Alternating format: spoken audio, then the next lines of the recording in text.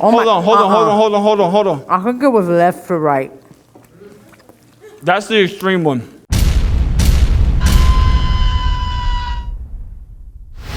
Would y'all welcome to the stage Pastor Rachel, Baldwin, TFC Kids pastor.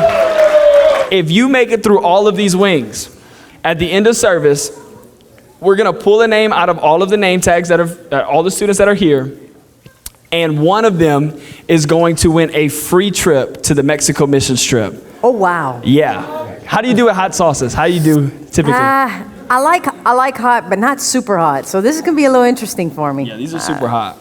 I'm a little nervous, I'll be honest. If it's like last week, this is super hot. So this is the first wing. We can take a bite of the first one. Lethal Gator.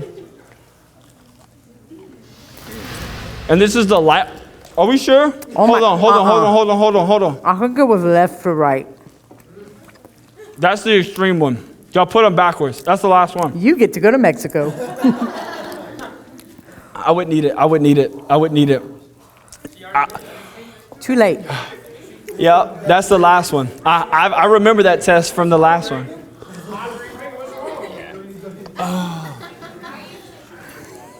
Oh my God. Are y'all serious? I ate this one and it helped it a little bit. Which one? The one I was supposed to eat. Maybe even eat the bottom where there's not as much sauce. It's kind of like a palate cleanser if you think of it that way. This is so bad, and it's not supposed to be this hot at all this early. This makes it fun. It makes it a lot. No, it's a word. It's a good leadership principle. Yeah, leadership principle. So, okay, explain. We're gonna get to know Pastor Rachel a little bit. Can you explain this picture? This is the first one. We're gonna go chronologically. That I felt like this was the oldest one I could find. Wow. Coach Barry has hair. I begged him to shave that for like 7-8 years. Finally. What do you know what this picture is? Is this a first picture by chance? This was our engagement. Engagement pictures? Yep. Is that what this is? Like how old were you? 15 years ago. I was 21. No, I was not 15. What's this? That was my... So who you with? Okay, that's my brothers. Rudy on the right and Rhett on the left. Okay. That was my first marathon. Full marathon? Full marathon. Really? And the boys ran half. So we trained together, and on the halfway mark, they jetted. And was that the plan? Yeah, it was. Okay. We trained. Okay. So they didn't just bail like halfway through on you. And I asked them like a month before, and they did it. Of course. Dang. Yeah. Rudy didn't even train at all. He literally just got up there and ran. Shout out to Rudy. I was in New Orleans. In New Orleans. That's all. So you ran the whole marathon. Yeah. Wow. How was that? Terrible. Horrible. Most recent one that I think you've probably taken it all. How cool of a moment was this moment for you? Oh, wow. Super recent. Today. Y'all are awesome. Yeah, we do our research quick. So what happens here? What happened today? Big day today for Kate. 3 years ago, she had just received Christ one day outside, and she was just basically playing outside, and she was like, Mom. She came up to me and Barry, we were outside, and she said, I think I heard God. I want to accept him in my heart. We're like, what? She's like, no, I just felt his presence all of a sudden. Wow. And so she had tears in her eyes, so we prayed with her. And so since then, we've asked her, we said, one time I said, hey, water baptism's coming up. And she said, I don't want to be water bathed. Water bathed? I said, what? She said, nah, I don't want to be water bathed. We're like, you're definitely not ready. Yeah, not quite. And no rush. And so recently since COVID, she's been like, I'm ready. So that's cool. She did it today. She got to. Shout out to Kate. Y'all give it up for Kate the Great. Got water baptized today. Big day today. Awesome. So a little behind the scenes. We're going to go on to the next wing, our next question. This is just a classic barbecue sauce, Carolina Reaper barbecue sauce. But what's the difference? How do I become a good leader? What would you say to that question? Well, first of all, this is a big question, but I feel like leaders are made, they're not born. Now, I will say this.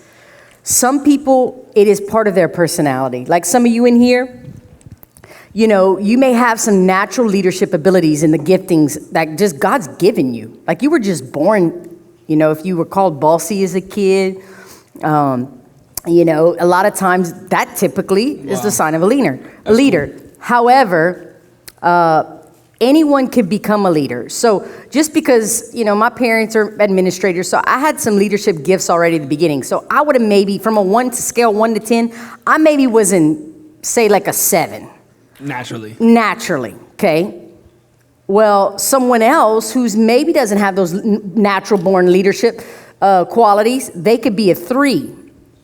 But the sky's the limit. Yeah. So they could catch up with me as a leader if I don't continue growing and I don't become a 10. Got you. Or they can surpass me. Wow. So really, there are some natural giftings, type A personalities. People will say, well, I'm not a leader. No, you're all a leader. Definitely, we're all called to be a leader. That's cool. But I do think leaders are made.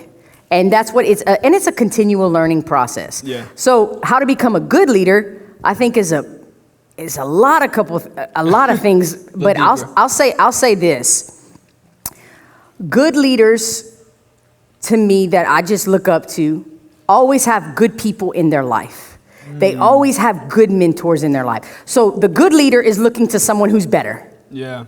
And so to me, that's huge. If you have someone that's a good leader in your life, well, you're gonna always want to be better. I think another thing too is good leaders serve others and they empower others. That means they're serving other people more than themselves. And they encourage them. That's good. It's not about them. It's not about theirs. It's like, hey, I'm here to help you. I'm here to serve you. Because leadership is influence. Mm-hmm.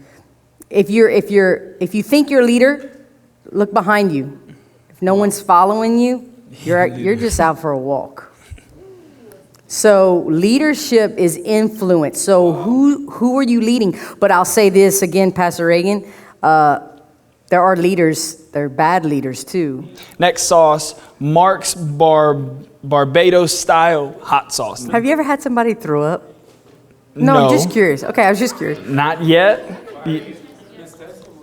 I was just curious. Miss Tessie she was close. All right, sorry. So, how important are healthy habits in your life? And what are maybe even some healthy habits that you have that you could give us an example of, if you will? First of all, it's a continual learning process. Fail every single day. And some habits, some things I would love to acquire and strive towards, I struggle with. One of the things that I do is have a value system. And one of the things is that every month, at the end of the month, in fact, it goes off on my phone, it's an alarm.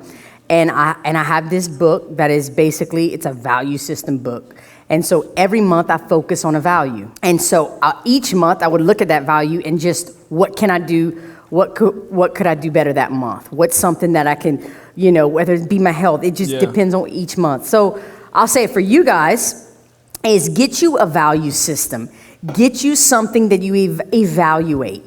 One of them, one month is time with God. Like I just see where I'm at. Like every 30 days you should be evaluating your month. Like look at it and say, okay, how's my relationships? How's my time with the Lord? Whatever it is in your value system, write it down. Write down your values. That's the first thing. What's important to me? Because if you don't write down what's important to you, what happens is other things will take that place. And so when you write down those values, then what happens is when extracurriculars come in, you'll be able to know that's messing with my value system. Yeah, like almost like distractions. Exactly. That's exactly right. And so that's just something that I try to practice as much as I can and keep that habit before me, because I'll just go with the wind. Like, okay, whatever I feel like this month, y'all know, it's like I just want to do, but you got to have something that keeps you on task. You have to have something that kind of like, okay, I need to get better, or where am I at with my friendships? Where am I at with my relationships? So even finances, it's important that you get some kind of system, some kind of value system. If it's school, I tell my kids their value system right now is school. 100%. Dude, school, you got to get through school. Like, that's a big deal. So for them, it's, hey, I want you, when you get home, first thing, before you go play outside, your value system is get your schoolwork done. All right, next question, next wing, next sauce. We're going to, and I'm going to get your opinion too. Is this allowed in church? It's called Devil's Blend. And it's called Hellfire. Nice. Pastor Jay said no. Oh, he's the boss. then But you I know. think he was just trying to get out of eating it. Oh, That's why he okay, said no. okay. This is probably your last decently tasting one. These two are just gross and hot. If My you ask mouth me. is still on fire From that first one? Yeah, well, it's because it's the worst one that we have. So, all right, next question. As you eat that one, over the years, feel free to dive into Devil's Blend. You've played a lot of different roles at TFC. You've been different levels of leadership. You've been worship. You've been kids. You've been executive, associate, anywhere and everywhere that they need you. So in playing different roles and in doing different things in life, you have to say yes. Meaning you said yes to the kids pastor. You're currently our kids pastor now. When do I know to say no? Because you've said yes to a lot of different things, but in what seasons and in what areas? How do I know as a leader, as a person, as a friend? What are some things you could say to help us? Like, when is it the right time, or how do I know when I need to say no? Okay. Does that make sense? Yeah, I'll answer this in a couple different ways. Whenever you're in the job and you're looking to learn, you good over there? It got hotter. I'm just feeling it. You're looking to learn and grow, say yes to everything. Wow. Say yes. When your leader asks of you to do something, I've never said no to pastor. Never. Now, if he says, "Hey, I need you to do this job," or "We need to move," and you know what? I wouldn't say I always liked it. Yeah. I'll just be real. But you know what? When there's an open door and it's part of in your career field, you take it. And it's under your leadership. Yeah, it's under your leadership. You take it. Yeah, because you never know what's on the other side of that obedience and blessing. And you can always learn from any season. Yeah. Not every season is always your favorite, of course, but you can always learn from any season. And so that is, to me, so let's talk about in high school. Stay in the season of whatever you're doing. Sports, finish out the season. Yeah. Stay in it. Schooling, that's a big part of what you do. Stay in it. Clubs, theaters. Exactly. So when looking to say no to something in high school, I think it goes back to your value system. Your priority. Your priority. So if it messes with your value system, hey, I'm out. Can I add something to Yeah. something that we do often? Is that we get wise counsel on when to go into something, but when we're in it, we don't always seek that same wise counsel when we want to leave it. That's good. Next question. It gets hotter significantly, if I remember correctly. This one's called the General Sauce, I think, and it's the grenade one, is what I know it, the General's hot sauce. It's kind of, and I have a feeling we're going to go back to our same answer.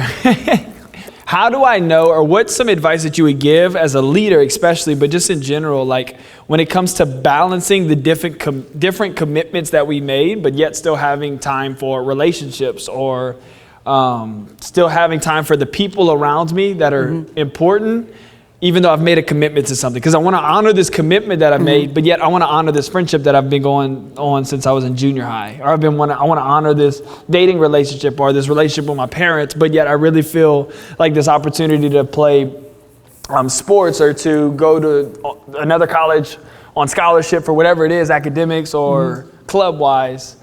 How do I balance different commitments without, hindering my relationships around me? It's not about the length of the moments, it's about the life in the moments. I think that decides what you do, because so many times you go family or God, family, friends, blah, blah. Yeah, I don't think it's all of it. God's in the center of all of it. You shouldn't put him at the top, he's in the center. Wow. And so it's not about the length of the moments, it's the life in the moments. For instance, if I have my kids, I know you don't have kids yet, but if I have my kids on the weekend and it's only 30 minutes, it's about the life in the moment.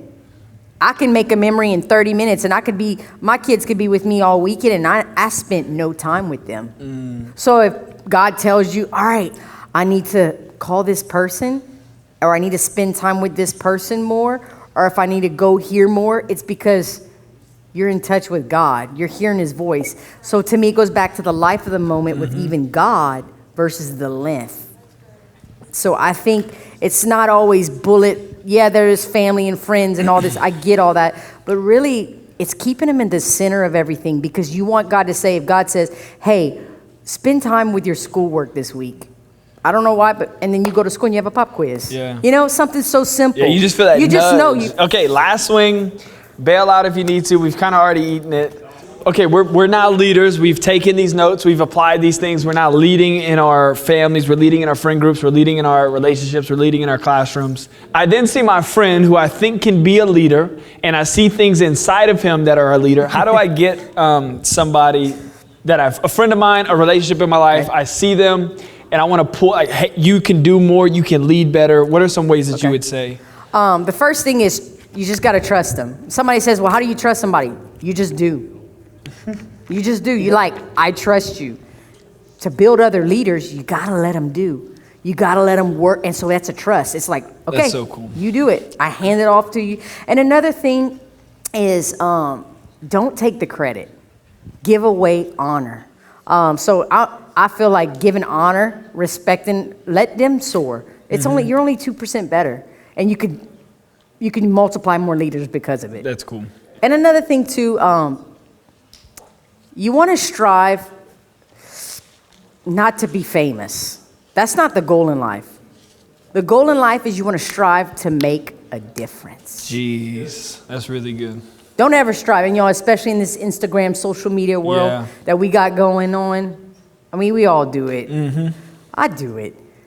But don't strive to be famous. Leaders are influencers. Strive to make a difference.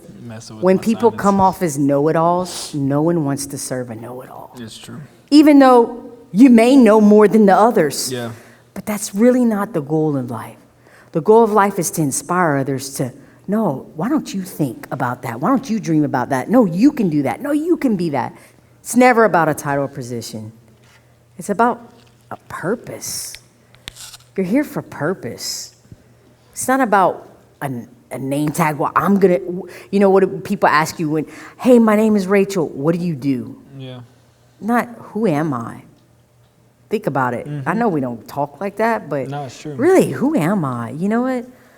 I'm a child of God and I'm a lover of people. I'm here to make a difference. How can I help you? For sure. That's really what we should all be, whatever we do. Yeah. Hey, you know what? I'm here for you. You need someone to cry on. You need someone to love on. That's where it starts. If I'm a leader, some people text in some questions. If I'm a leader, how do I find people to lead me? I think that you were about to say something that I feel like a lot of leaders need. How do you find people to lead you? Well, I'll tell you a couple of things is that you can get influence from authors. Like some of the greatest leaders in my life have literally been from books. Yeah. Like straight up. I love leadership. And so I love John Maxwell. I've read probably almost every book of his. He has like 100-something books. I love John Gordon. I love, I'm just throwing out some names to you. And I read a bunch of different types of things. Last one, unless another one comes in quick. How do you stay under leadership? And you don't have to go too deep, but I know we can go deep on this one. How do I stay under leadership whenever my boss or someone who is over me is asking me to do something that I know is wrong? How do I, do I obey authority? Do I understand it? Do I say no in that moment? To do something you know is wrong, then you have to have a conversation with them. That's a good start. I think saying, I'm out of here. No, I think you can have the conversation, just an open conversation. Now, if the authority wants to do something wrong and it doesn't involve you, then that doesn't disqualify you from anything. You don't have to leave, because sometimes people are like, well, he did this. Well, did they make you do anything? Well, no. Well, then don't worry about it. God will handle the rest. This is the second time I've just got told that we need to take another bite of the last one. I think they busted us. I didn't say anything. I don't think I saw you do it. That's terrible. I was definitely not going to do it. I had a leader and now a student just DM'd me. I took a bite right here. Take another bite. Y'all notice that? So, is it? I feel like we owe this one. Okay, you know what? That was uncalled for. We ain't going to do that. So, all right. Anything else, Pastor Rachel? You good? Yeah, I'm done now. Can y'all give it up for Pastor Rachel? Golly. Okay, come on. Thank you for watching the video. If you enjoyed what you saw, make sure you subscribe to the channel. And if you go to TFC Senior High and you have an idea of what our next video should be, make sure you either contact a leader or email us at tfcseniorhigh@thefamilychurch.org.